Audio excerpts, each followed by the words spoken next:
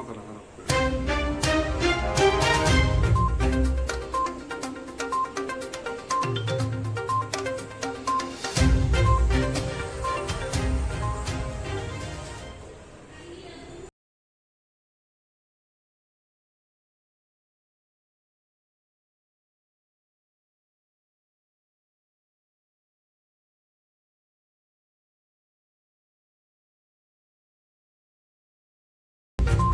দেখলেন আপনারা?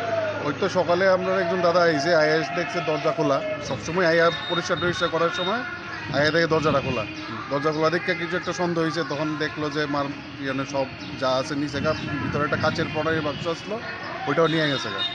এদিকে সকালে তারপরে আমরা ক্যামেরা আছে, ক্যামেরা ফুটেজ দেখলাম যে কীভাবে আইছে 3 ধাপে আইয়া একবার লক, প্রথম লক ভাঙছে, 2টা লক আসতো কি, একটা আপনার ওই স্টিলের একটা ইয়ে আছে, গ্রিল আছে, ওইটা ভাঙছে, একটা লক ভাঙছে, এরপরে কাঠের দরজা ভাঙছে, এরপরে আবার আইয়াসিরা ওই ভিতরের অলঙ্কার টলঙ্কার রয়ে গেছে গা, তারপরে আবার একটা কাঁচের বাক্স আসলো, ওইটাও নিয়ে গেছে গা। এখন অব্দি জানা গেছে নি মানে কি চুরি হয়েছে?